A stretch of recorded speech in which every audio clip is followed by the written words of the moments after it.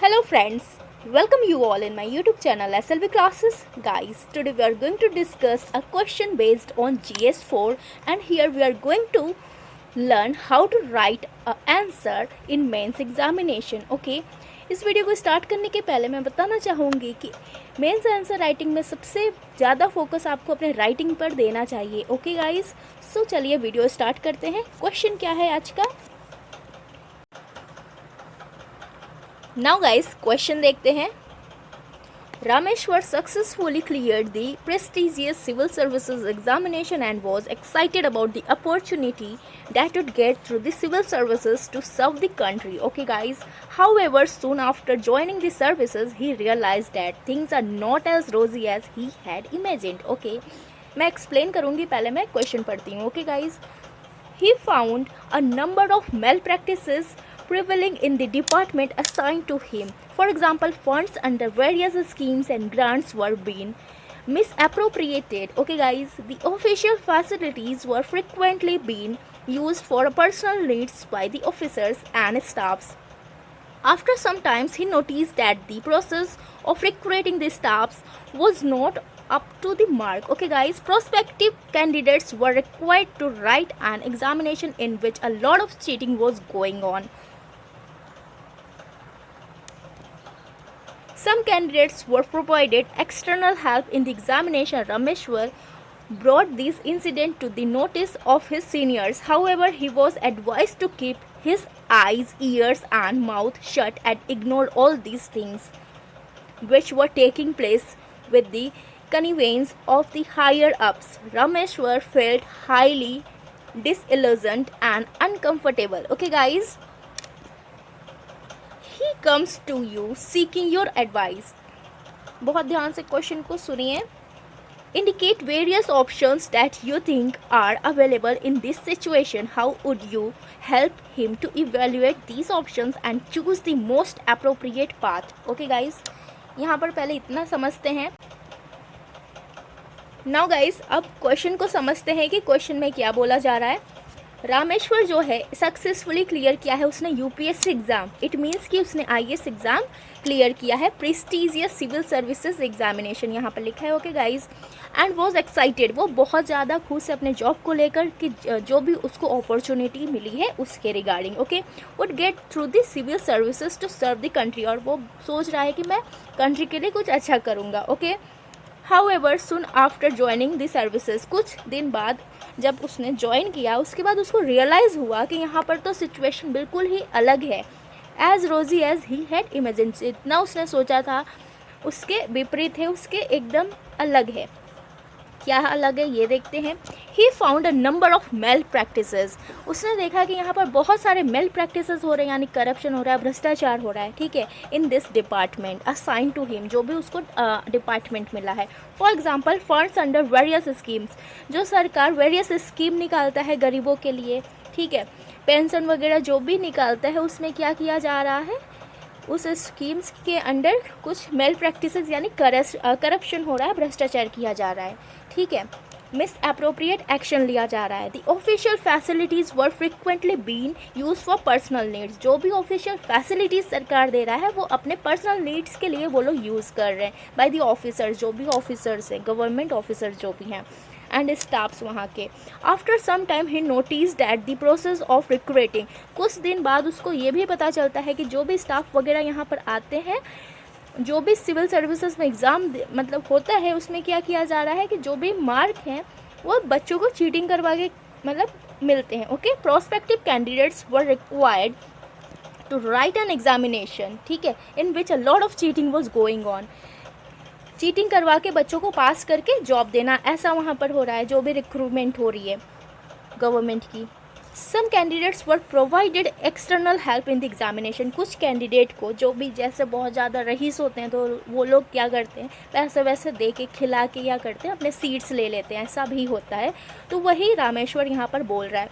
Rameshwar brought these incident, Rameshwar ये सारे incident को अपने सीनियर को शेयर करता है. तो सीनियर यहाँ पर क्या बोलता है कि अपने आईज़, ईयर्स एंड माउथ को शट करो और ये सारे थिंग्स को इग्नोर करो. Okay, and taking place with the convenience. Okay, और इसमें हेल्प करो. ठीक है, कि ये और बढ़े. Higher ups Rameshwar felt highly disillusion and uncomfortable, Rameshwar को अच्छा नहीं लगा। फिर वो क्या कर रहा है, ही कम्स टू यू, और रामेश्वर आपके पास आ रहा है आपकी एडवाइस लेने, ठीक है। अब यहाँ पर नीचे क्या है, indicate various option that you think are available. अब इस सिचुएशन में आप क्या उसको राय देंगे, कैसी एडवाइस देंगे, यहाँ पर यही बताना है। How would you help him, कैसे आप उसको हेल्प करेंगे, कैसे इवेल्युएट करेंगे इस ऑप्शंस को, ठीक है। Choose the most appropriate path, बहुत अच्छा, बहुत अप्रोप्रिएट, ऐसा कुछ बताना है कि बहुत मतलब अप्रोप्रिएट हो, उस पर सूट करे, ओके गाइस। सो गाइस यहाँ पर जो भी अप्रोप्रिएट स्टेप्स लेना है उसको अडॉप्ट करना है, यहाँ पर हम लोग डिस्कस करते हैं, okay. Just a minute. So brief case summary, okay, case study है ये, एक तरीके का केस स्टडी है जो कि 250 वर्ड्स में हम लोगों को राइट करना है और ये 20 मार्क्स का है, ओके। ये मेंस आंसर राइटिंग के लिए बहुत ही इंपॉर्टेंट है। क्वेश्चन लिखने का और आंसर लिखने का ढंग भी देख लीजिए कि किस तरीके से आपको मेंस एग्जाम में लिखना है, ओके। और आपकी राइटिंग बहुत अच्छी होनी चाहिए, क्योंकि एग्जामिनर को गंदी राइटिंग आप दिखाएंगे तो वो ऐसे ही कॉपी नहीं चेक करेगा, चेक भी करेगा तो मार्किंग बहुत कम हो जाएगी आपकी, ओके। ये कॉमन सेंस है। बोर्ड एग्जाम में जैसे हम लोग बहुत अट्रैक्टिव कॉपीज़ लिखते थे अपने 10th में 12th में, उसी तरीके से आपको यहाँ पर भी लिखना है। प्लस आपको बहुत अच्छे से एक्सप्लेन करना है, कंटेंट भी आपका होना चाहिए, ये नहीं कि सिर्फ राइटिंग पर ही फोकस करना है, आपके जो कंटेंट होंगे वो भी बहुत अच्छे होने चाहिए, ओके। सो क्वेश्चन देखते हैं, आंसर देखते हैं, ओके। ब्रीफ केस समरी में क्या है, the case talks about mall practices, fraudulent activities and corruption cases prevalent in the system, okay. तो यहाँ पर जो भी करप्शन वगैरह है, fraudulent यानी कि धोखेधड़ी हो रही है, जो भी हो रहा है इसमें, इस बारे में बात हो रही है। This practices are either supported or ignored by the senior officers, यहाँ पर क्या बता रहा है कि ये प्रैक्टिस जो भी हो रहा है या तो उसको सपोर्ट कर रहे हैं सीनियर ऑफिसर्स या तो उसको इग्नोर कर दे रहे हैं, क्योंकि बहुत सारे जान के खतरे के कारण भी लोग इग्नोर कर देते हैं, okay. Now Rameshwar has to decide whether to whistle blow this entire nexus of illegal and unethical activities or to ignore these and be a part of it। तो यहाँ पर रामेश्वर क्या करेगा, इलीगल में पार्टिसिपेट करेगा, अनएथिकल एक्टिविटीज़ में वो ignore करेगा या पार्ट लेगा, ये देखना है और इसमें एडवाइस देना है। तो एडवाइस आपसे लेने आया है रामेश्वर, तो आपका क्या राय होगा आपको लिखना है। सो यहाँ पर पहले देखते हैं ethical values involve. Ethical values involve में क्या क्या आएगा, honesty, integrity, transparency, upholding constitutional morality, whistle blowing against mail practices, perseverance. So guys यहाँ पर आप देख सकते हैं एथिकल वैल्यूज़ इन्वॉल्व में 7 पॉइंट्स गिवन है। ऑनेस्टी होना चाहिए, इंटीग्रिटी होना चाहिए, यानी ईमानदारी से काम जो लोग करते हैं उनके लिए भी ये बात हो रही है। अब एथिकल डिलेमास इन्वॉल्व क्या क्या आएंगे, honesty, integrity and fight against corruption versus individual monetary gains. या तो वो लोग करप्शन को उसके लिए फाइट करेंगे या तो उसमें इन्वॉल्व हो जाएंगे इंडिविजुअल्स जो भी हैं, ओके गाइज।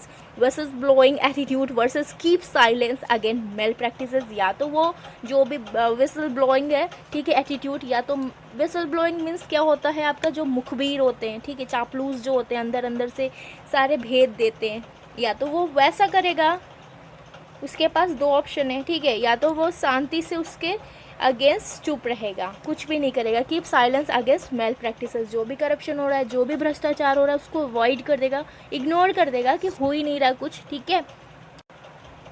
थर्ड देखिए, raise voice against the wrong advice of senior versus obedience. यहाँ पर बोल रहा है कि या तो उसके पास ऑप्शन है कि वो वॉइस मतलब आवाज़ उठाए अपने सीनियर के खिलाफ, ठीक है, उन्होंने जो उनको गलत एडवाइस बताया है रामेश्वर को, उसके अगेंस्ट वो आवाज़ उठा सकता है, या तो उनके बातों को मान सकता है, ठीक है। आज्ञाकारी बहुत लोग होते हैं, कुछ ज़्यादा ही आज्ञाकारी होते हैं, तो वो लोग मान जाते हैं कि सीनियर जो कह रहे हैं वो ठीक है। सिचुएशन यहाँ पर ये है कि देखना है कि रामेश्वर क्या करता है, ठीक है। यहाँ पर ऑप्शंस हम लोगों से एडवाइस मांगा जा रहा है, तो हम अपने पॉइंट ऑफ व्यू से कुछ ऑप्शंस लिखेंगे, ऑप्शंस अवेलेबल फॉर रामेश्वर, ठीक है। हम लोग रामेश्वर को एडवाइस देते हैं option 1, option 2 and option 3, okay guys. So guys option 1 में क्या है, option 1 become a whistle blower means कि मुखबिर बनना, ठीक है। उसके एडवांटेज क्या है, satisfaction of discharging his constitutional duty responsibility, उसको बहुत ज़्यादा सेटिस्फैक्शन मिलेगा कि वो कॉन्स्टिट्यूशनल ड्यूटी अपना निभा रहा है। He might get awarded for displaying courage against mail practices, उसको अवॉर्ड भी मिल सकता है। मेल प्रैक्टिसेस यानी जो भी भ्रष्टाचार हो रहा है उसके सामने वो जो करेज दिखा रहा है, ठीक है, जो हिम्मत दिखा रहा है, उसके रिगार्डिंग उसको अवार्ड भी मिलेगा, ऐसा हो सकता है। Media get involve in this and this might force the government to act against such illicit activities. Okay, तो यहाँ पर मीडिया अगर इन्वॉल्व जिसमें भी होगा तो उसको सरकार को वो लोग मजबूर कर देते हैं कि वो एक्शन लें, ठीक है। तो यहाँ पर जो भी इलीगल एक्टिविटीज़ हो रही है, अगर मीडिया इन्वॉल्व होगा तो उसके अगेंस्ट गवर्नमेंट को कुछ ना कुछ एक्शन लेने में वो लोग मजबूर करेंगे, ठीक है। ये थर्ड पॉइंट में यहाँ पर ये बोल रहा है। फोर्थ पॉइंट क्या है, new role model will be set by Rameshwar and he will inspire others to follow a similar foot steps.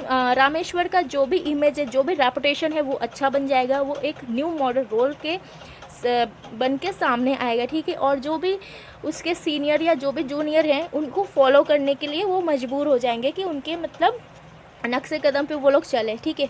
वो जैसे भी स्टेप ले रहे हैं, ठीक है, सरकार के सामने अगर वो रामेश्वर अच्छा आ जाएगा तो सरकार खुद बोलेगा कि रामेश्वर का काम अच्छा है, तो उसको देख के लोग और मोटिवेट होंगे। ये है थर्ड पॉइंट। इसका डिसएडवांटेज क्या है, this option is disruptive in nature. Disruptive यानी खतरनाक है।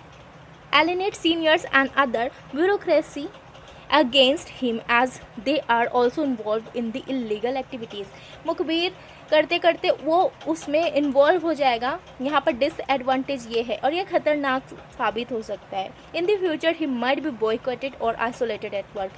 और फ्यूचर में क्या किया जाता है, उसको बॉयकॉट कर सकते हैं या तो आइसोलेट कर सकते हैं वर्क में, क्योंकि जैसे घर में विभीषण होता है, ठीक है, भेद देते हैं जो लोग, जैसे एक कहावत है, उसी प्रकार यहाँ पर अगर रामेश्वर ऐसा मुखबिरी का काम करेगा तो वो कंपनी के लिए, उस सर्विस के लिए एक तरीके से क्या हो जाएगा, विभीषण का काम करेगा। तो कुछ क्या होंगे, उसके सीनियर्स वगैरह जो होंगे, हेड ऑफिस में जो होंगे, मिनिस्टर्स वगैरह क्या होंगे, बॉयकॉट कर देंगे, आइसोलेट कर देंगे उसको। ये रिस्क हो सकता है। When whistle blower has no guarantee of stopping all the malpractices going on in the department. और यहाँ पर विसल ब्लोअर की कोई भी गारंटी नहीं है कि वो सारे जो भी मेल प्रैक्टिसेस हो रहे हैं, जो भी भ्रष्टाचार हो रहा है, उसको रोका जा सके, ठीक है। और सबसे इम्पॉर्टेंट है यहाँ पर देखेंगे, threat to his and his families life, उसको धमकी देना और उसके फैमिली को भी धमकी देना, ठीक है। फैमिली के जान के, जैसे नहीं होता है कि अगर ऐसा आप काम करोगे तो आपके फैमिली को मार डालेंगे, ठीक है, धमकी देना, ठीक है, उसके जान के खतरा के लिए धमकी देना, ये बहुत ही इंपॉर्टेंट है और ऐसा होता है, ठीक है। इसीलिए लोग कोई भी करप्शन के अगेंस्ट आवाज़ नहीं उठा पाते हैं, दबा दिया जाता है उनकी आवाज़ को, ठीक है, क्योंकि सबकी फैमिली प्यारी होती है, ठीक है। फर्स्ट ऑप्शन तो ये हो गया। अब सेकेंड ऑप्शन क्या है देखते हैं guys. Option 2, ignore all the illegal activities and be a part. Ignore कर देना है सारी एक्टिविटीज़ जो भी है और उसके पार्ट बन जाना है, ठीक है। इसका एडवांटेज क्या है, no threat to his life, उसके जान को कोई भी खतरा नहीं होगा। Rameshwar would be in good books of his seniors, ठीक है, और रामेश्वर के जो सीनियर्स हैं उसको अच्छा मानेंगे, ठीक है गाइज। अब नेक्स्ट पेज पर आते हैं। Seniors officer as they are also a part of this activities, उसके जान को कोई भी खतरा नहीं होगा और उसके सीनियर भी उसको बहुत पैम्पर करेंगे, बहुत मानेंगे, ठीक है, कि वो भी हमारे पार्ट में शामिल हो गया है, ठीक है। नेक्स्ट है, he would not boycotted by seniors officer, और उसके काम में से भी उसको नहीं निकाला जाएगा, नहीं बॉयकॉट किया जाएगा, क्योंकि वो उसी में शामिल हो गया है और सारा जो भी करप्शन वगैरह हो रहा है उसमें इन्वॉल्व हो गया है और इग्नोर कर दे रहा है, ठीक है। यहाँ पर अब डिसएडवांटेज क्या है ये इसका, Rameshwar would fail to discharge his constitutional duties responsibility, ठीक है। हर नागरिक का कुछ ना कुछ कॉन्स्टिट्यूशनल ड्यूटीज़ होता है, ठीक है। कोई भी अधिकारी बनता है तो वो लोग शपथ ग्रहण करते हैं, तो यहाँ पर वो फेल हो जाएगा, ठीक है। जो भी उसकी रिस्पॉन्सिबिलिटी है कॉन्स्टिट्यूशनल असेंबली के रिगार्डिंग, ठीक है, ड्यूटीज़ के रिगार्डिंग, उसके रिगार्डिंग वो क्या करेगा, फेल हो जाएगा। Rameshwar could held accountable by law for ignoring or failing to highlight the illicit practices, ठीक है। तो यहाँ पर क्या हो जाएगा, उसका वो फेल कर जाएगा, मतलब जो भी इलीगल एक्टिविटीज़ हो रही है, जो भी करप्शन हो रहा है, जो भी भ्रष्टाचार हो रहा है, उसको उसने हाईलाइट नहीं किया है, ठीक है, तो यहाँ पर वो अपनी रिस्पॉन्सिबिलिटी नहीं निभा रहा है, ठीक है, इग्नोर कर दे रहा है, तो ये लॉ के अगेंस्ट भी गलत है, तो यहाँ पर यही बोल रहा है। थर्ड पॉइंट देखते हैं, it would blot his career with corruption charges. Blot means होता है दाग लगाना है, ठीक है, यानी उसका जो करियर है उस पर दाग लग गया, किसका, भ्रष्टाचार का, ठीक है, करप्शन का, ठीक है, तो ये भी बहुत इलीगल माना जाता है। और सर्विस सेक्टर्स में मीन्स गवर्नमेंट ऑफिसर्स में अगर ये दाग लग जाए तो फिर बहुत प्रॉब्लम हो जाती है। His moral dilemma would not gate solve. Dilemma means होता है आपका डाउट, तो जो भी उसका मोरल डिलेमा है वो सॉल्व ही नहीं होगा।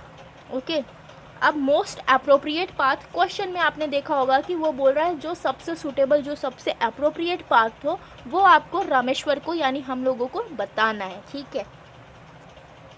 तो क्या है मोस्ट अप्रोप्रिएट पाथ, देखते हैं। Adopt a middle path and slowly make efforts to curb illicit activities.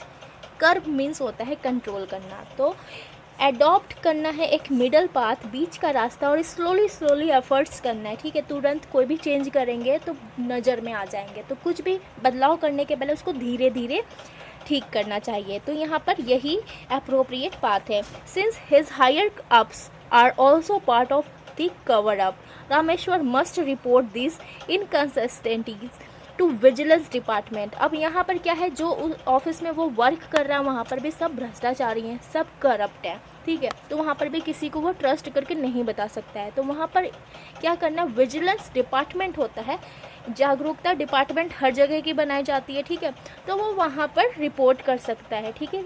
इससे क्या होगा कि रामेश्वर का नाम भी सामने नहीं आएगा, उसको जान का खतरा भी नहीं होगा, ठीक है, उसके फैमिली को भी कोई खतरा नहीं होगा, और वो अपना कॉन्स्टिट्यूशनल असेंबली कॉन्स्टिट्यूशनल ड्यूटी के रिगार्डिंग अपना कर्तव्य भी कर लेगा, यहाँ पर ये फ़ायदा है। सेकेंड पॉइंट क्या है guys, also contact higher officers, ठीक है, may not be from the same department. Higher officers को कॉन्टेक्ट कर सकता है, उस ऑफिस में नहीं होने चाहिए, but of impeccable character to raise this issue at higher hierarchy. Just a minute, impeccable means होता है ऑनेस्ट, जो ईमानदार हो अपने काम के रिगार्डिंग, ठीक है, ऐसा ना हो कि करप्ट हो, ठीक है गाइज, तो इम्पेकेबल कैरेक्टर होने चाहिए जो इस इशू पर वो आवाज़ उठाकर हायरार्की पर ले जा सके, ठीक है, तो यहाँ पर वो ये कर सकता है, इसमें भी उसका नाम सामने नहीं आएगा, तो इसमें भी कोई रिस्क नहीं है। थर्ड पॉइंट क्या है, collect solid evidence against illicit activities by installing CCTV in the examination hall and even record the cheating incidents on the mobile cameras। तो उसने जो भी चीटिंग वगैरह देखी है वो अपने मोबाइल कैमरा से रिकॉर्ड कर सकता है, ठीक है, किसी को पता भी नहीं चलेगा, या तो वो CCTV कैमरा लगा सकता है, ऐसा कैमरा लगाए वो जहाँ पर किसी की नज़र ना पड़े, जैसे पेन वगैरह में कैमरा आते हैं CCTV कैमरा, उससे वो दिखा सकता है, ठीक है, वो एविडेंस को कलेक्ट कर सकता है धीरे धीरे, फिर उसके बाद वो जब पूरे एविडेंस मिल जाए तो वो डिपार्टमेंट को जाके दिखा सकता है प्रूफ के तौर पे, ठीक है। ओके गाइस, इतना आप लोगों को समझ में आ गया। नाउ गाइस लास्ट पॉइंट देखते हैं, focus on his deontological objectives and ignore the incidents till he becomes sufficiently powerful to bring change in the organization। deontological objectives आपका होता है बंधन कारक, ठीक है, बंधन कारक ऑब्जेक्टिव्स पर उसको पहले फोकस करना चाहिए कि किसने किसने बाउंडेशन लगाई है, ठीक है, और सारे एक्टिविटीज़ जो भी इंसिडेंट्स वगैरह और जो भी घटना हो रही है उसको इग्नोर करना है, कब तक, हमेशा के लिए नहीं, जब तक कि वो एक पावरफुल ऑफिसर ना बन जाए, उसके अंडर में बहुत सारे पावर्स और ऑथोरिटी ना आ जाए, इतने ऑथोरिटी कम से कम आ जाए उसके अंडर में कि वो ऑर्गेनाइजेशंस में कुछ चेंज ला सके, ठीक है, तब तक उसको शांत रहना पड़ेगा, ठीक है, और उसको फोकस करना पड़ेगा अपने डियोंटोलॉजिकल ऑब्जेक्टिव पर, ठीक है। यही एक अप्रोप्रिएट ऑप्शन है जिसमें कि 4 पॉइंट्स मैंने डिस्कस किए हैं गाइस। ये आप अगर मेंस में लिखेंगे तो बहुत अच्छे मार्क्स आपको मिल सकते हैं, ओके, और अपने राइटिंग पर भी इम्प्रूवमेंट आपको लानी होगी गाइस। इन केस गाइस कोई भी डाउट है, कोई भी प्रॉब्लम है तो कमेंट सेक्शन में पूछिए। नेक्स्ट वीडियो नेक्स्ट क्वेश्चन के साथ मैं जल्द आऊँगी। Thank you guys for watching my video. Bye bye.